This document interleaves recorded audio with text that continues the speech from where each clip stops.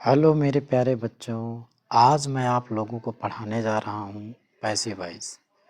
यदि आप इस पीडीएफ से पैसिव वॉइस पढ़ते हैं तो आप विश्वास मानिए आप बहुत अच्छी अंडरस्टैंडिंग विकसित कर पाएंगे पैसिव वॉइस को पढ़ने के बाद। वर्ब का वह रूप जो यह बताता है कि वाक्य में सब्जेक्ट की प्रधानता है या ऑब्जेक्ट की प्रधानता है, उसे ही क्या कहते हैं? वॉइस कहते हैं। यानी वर्ब के रूप को वॉइस कहते हैं। किस रूप को वॉइस कहते हैं? जिस रूप से यह पता चलता है कि वाक्य में किसकी प्रधानता है, सब्जेक्ट की प्रधानता है या ऑब्जेक्ट की प्रधानता है। तो सब्जेक्ट या ऑब्जेक्ट की प्रधानता बताने वाले वर्ब के रूप को ही क्या कहा जाता है? वॉइस कहा जाता है। ठीक है। अब बात आती है कि वॉइस कितने प्रकार के होते हैं। तो वॉइस दो प्रकार के होते हैं। वॉइस दो प्रकार के होंगे। पहला होगा हमारा एक्टिव वॉइस जिसे कर्तवाच्य बोलते हैं। दूसरा हमारा हो जाएगा पैसिव वॉइस जिसे कर्मवाच्य बोलते हैं। ठीक है। तो वॉइस दो प्रकार के होते हैं, एक्टिव वॉइस और पैसिव वॉइस।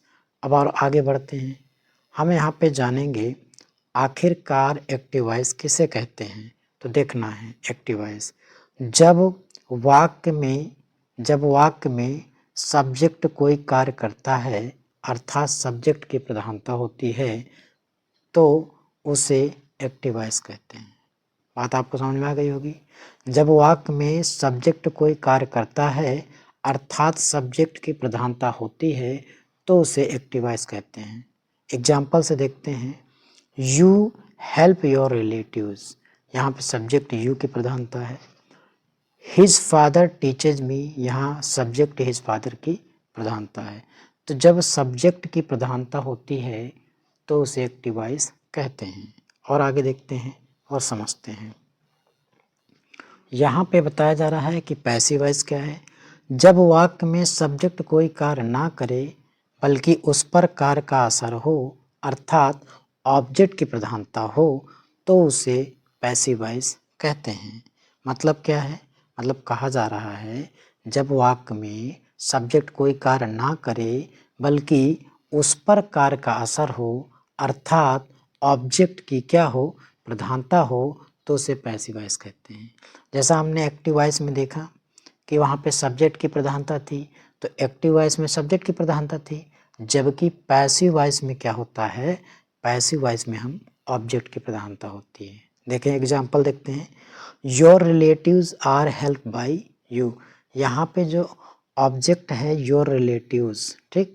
तो योर रिलेटिव्स क्या है? ये हमारा यहाँ पे जो सब्जेक्ट बन के आया है इसकी प्रधानता को शो किया गया है, ठीक। तो your relatives are help by you.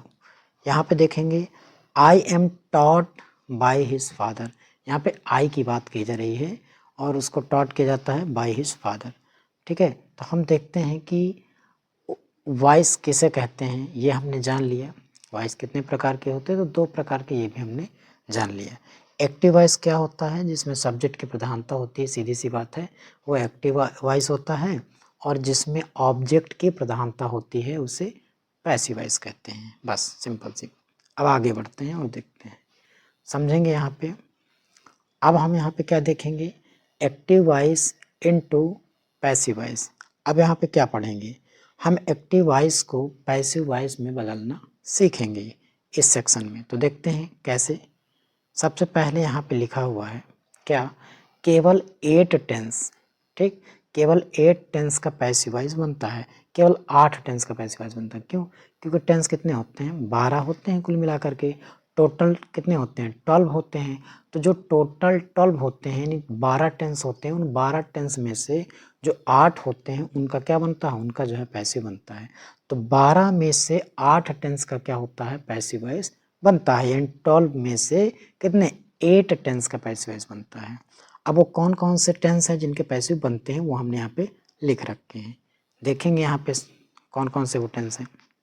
पहला हमारा हो जाएगा प्रेजेंट इंडेफिनिट। दूसरा क्या हो जाएगा? Past indefinite. तीसरा फ्यूचर इंडेफिनिट।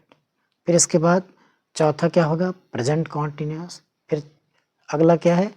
Past continuous. अच्छा, फ्यूचर कॉन्टिन्यूस यहाँ पे नहीं है क्योंकि उसका पैसिव नहीं बनता है। फिर है प्रेजेंट परफेक्ट, पास्ट परफेक्ट और फ्यूचर परफेक्ट। तो सभी परफेक्ट का बनता है और सभी इंडेफिनिट का बनता है, ठीक है, याद रखना है। इनका पैसिव बनता है प्रेजेंट कॉन्टिन्यूस और होता है हमारा पास्ट कॉन्टिन्यूस, इनका तो बनता है लेकिन फ्यूचर कॉन्टिन्यूस का नहीं बनता। और जितने भी परफेक्ट कॉन्टिन्यूस टेंस होते हैं, चाहे वो प्रेजेंट का परफेक्ट कॉन्टिन्यूस टेंस हो, चाहे वो पास्ट का परफेक्ट कॉन्टिन्यूस टेंस हो, चाहे वो फ्यूचर का परफेक्ट कॉन्टिन्यूस टेंस हो, उसका भी नहीं बनता है, ठीक है। तो यहाँ पे 12 जो होते हैं 12 टेंस, 12 में से जो 8 हुए, 8 टेंस का पैसिव बनता है, जो यहाँ पे क्या हुआ हमने दिखा रखे हैं, ठीक, किन किन टेंसों का बनेगा, ठीक, ये सब हमने यहाँ पे दिखा रखे हैं कौन से टेंस का बनना है और कौन से का नहीं बनना है। तो यहाँ पे जो 8 टेंस लिखे हुए हैं, 12 में से उन्हीं टेंस का पैसिव वॉइस बनता है।